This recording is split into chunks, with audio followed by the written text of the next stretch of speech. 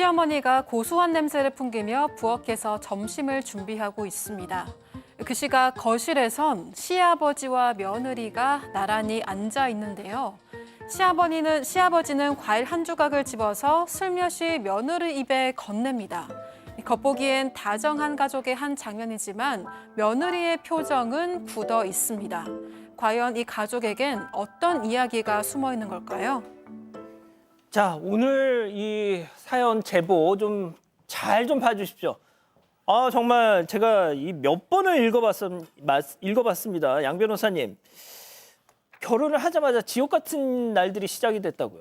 이거 정말 이걸 엽기적으로 해야 할지 뭐라고 해야 될지 모르겠는데 일단 사연자분은 20대 초반에 좀 일찍 결혼했대요. 그런데 시댁 근처에 신혼집을 마련했답니다. 그래서 남편 출근하고 나면 시댁에 가서 식사를 하시고 그랬대요. 이제 시부모님 이제 두 분만 계시니까. 그런데 시어머니가 부엌에서 음식을 만들고 있으면 시아버지가 옆에 은근슬쩍 다가와서는 몸을 쓰다듬고 만졌다라는 거예요. 저는 여기서부터 상상하기가 어려운 정도의 상황인데 그게 뭐 한두 번도 아니었다라고 하고요. 심지어는 남편을 포함해서 가족들이 다 함께 바닷가에 놀러 간 적이 있었는데 그때 또 다른 가족들 없는 틈을 따서 와서는 아이고 모래가 묻었네 하면서 엉덩이를 쓰다듬는 그런 일도 있었고. 시아버지가. 예. 참 말씀드리면서도 제가 좀 민망한데 아무튼 뭐 대놓고 차라리 성추행이라고 할 만한 그런 일을 하면 성추행인데 대놓고 하면 모르겠는데 그것도 아니고 가족들 없을 때 예뻐해주는 척 몰래 그렇게 그런 짓을 계속 하니까 도저히 견디다 못해서 다행히 일단 급하게 좀 이사를 했고 그때부터 진짜 그 지옥에서 벗어났다고 합니다. 자, 그렇게 제보자는 시아버지와의 일을 애써 가슴 깊이 묻어두고 살았는데요. 하지만 이 한 통의 전화로 모든 게 또 무너져 내렸다고 합니다. 실제 제보자 얘기 들어보시죠. 제 동서가 고민이 있다고 그러면서 먼저 혹시 형님 저 착각하는 건지 모르겠는데 제 얘기 좀 들어주세요 이러더라고요. 자기가 이렇게 쉬고 있으면 아버님이 와가지고 얼굴 쓰다듬고 어깨 주물르고 이랬다. 그래갖고 저 엄청 깜짝 놀란 거예요. 저랑 너무 비슷한 상황이어가지고 동서는 오히려 저보다 더 심하게 당한 것 같더라고요.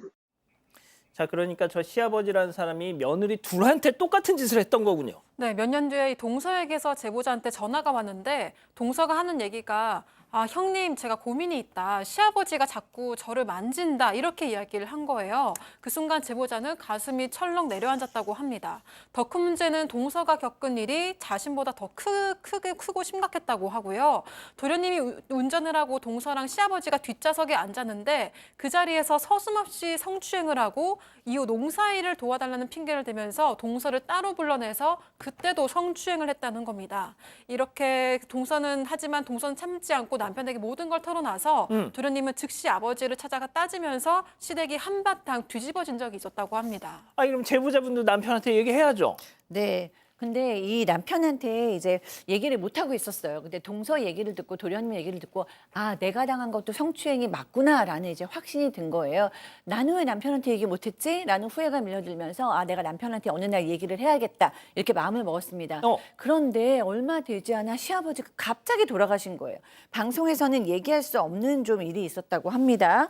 그런데 제보자는 시아버지가 돌아가셨다는데 눈물도 한 방울 나지 않았고요. 며느리니까 장례식장에 가야 하지만 가기도 너무 싫었다고 합니다. 그렇지만 뭐 아버지를 잃은 남편한테 뭐 이 얘기를 이제 와서 여기서 장례식장에서 할 수도 없고 그래서 털어놓을 수가 없게 되었고요. 그다음에 도련님도 이렇게 얘기를 했대요. 이렇게 이왕 됐으니까 우리 다른 가족한테는 얘기하지 말고 우리들끼리 비밀로 알고 있자라고 얘기를 했대요. 결국 제보자는 시아버지와의 일을 혼자 가슴에 묻어두고 살게 되었다고 합니다. 자, 그렇게 세월은 흘렀고 부부도 나이를 먹었는데 그런데 남편이 점점 그 시아버지를 닮아가고 있다. 네, 나이가 먹으면서 시아버지의 그 외모를 점점 닮아가고 있는데 뭐 웃는 모습, 옆모습, 걷는 걸음걸이 이런 것도 다 닮아가고 있는 거예요. 그런데 그냥 외모만 닮아가는 게 아니라 참을 수가 없었던 것은 이 남편이 스킨십을 아내가 좀 거절한다 하면은 바로 삐지거나 즉시 자신의 기분 나쁜 거를 좀 표현을 하는데 어떤 날은 제보자가 심한 감기에 걸려서 고열에 시달리고 있었을 때도 스킨십을 거절하자 완전 삐지거나 화를 냈던 거예요.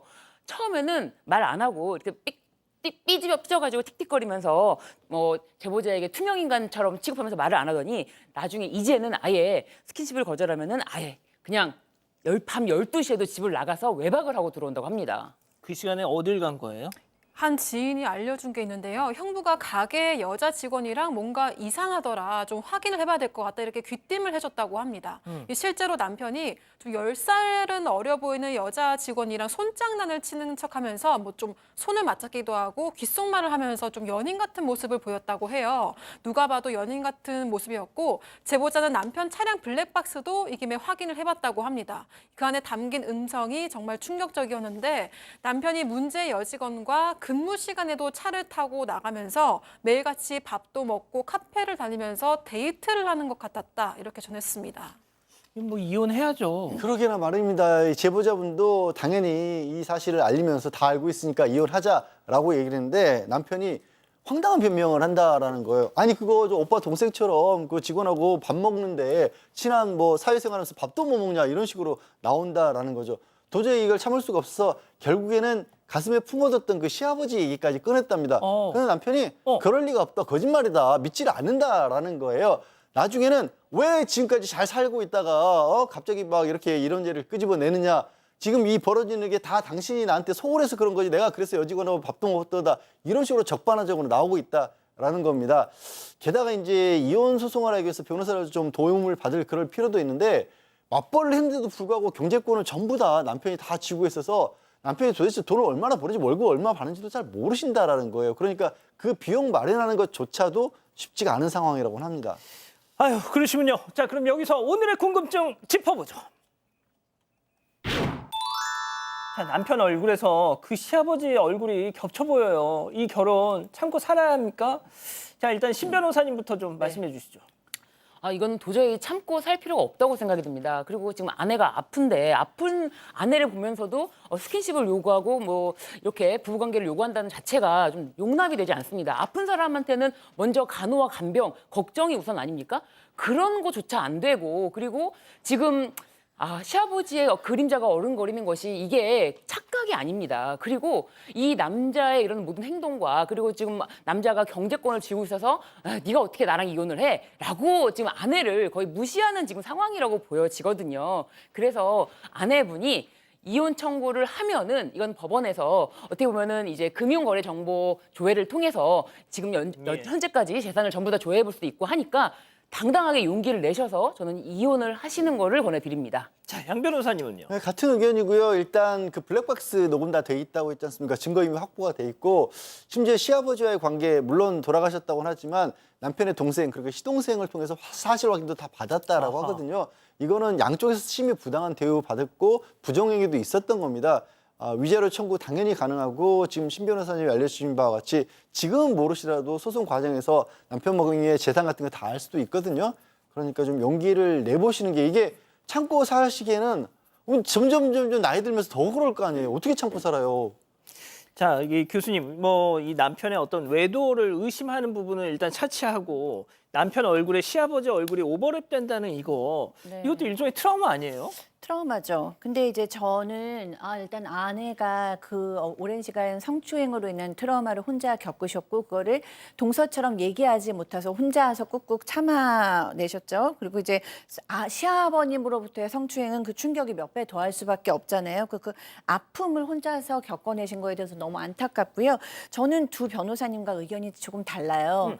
왜냐하면 지금 좀 아픔에 대한 것을 우리가 다 공감을 하고 좀 생리치유도 저는 좀 이제라도 그 치유를 권하고 싶은데 조금 냉정하게 분리해서 보실 생각 필요하다라고 생각이 들어요. 왜냐하면 시아버지와 남편이 외모가 같아지는 거는 뭐 어쩔 수 없는 겁니다. 네, DNA의 문제죠. 그리고 남편의 아내에 대한 스킨십도 뭐 아프다 그랬는데 계속 스킨십을 하자 그래서 외도를 하고 이런 거는 이제 정말 잘못된 거고 좀 차치하지만 그게 아닌 아내를 그냥 이렇게 스킨십하고 이런 거는 어떻게 보면 남편과 아내 사이에 일반적으로 자연스럽게 일어나는 일인데 저는 이거를 혼자서 너무 그 아픔을 오랜 시간 꾹꾹 참다 보니까 이게 쌓여 있다가 아무 데서나 또 풀어지지 않고 남편한테 투사가 돼서 그 남편과의 관계에서 문제가 생긴 것 같거든요. 그래서 조금 분리해서 생각해보고 심리치유도 받아보시고 그럼에도 불구하고 내가 못 살겠다라고 결론이 나시면 어쩔 수가 없겠죠.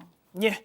획득. 네, 가족 댓글도 보겠습니다. 학년님, 이혼이 답이다라고 하셨고요. 먼지님도 여러 말 할 것 없이 그만합시다라고 하셨습니다.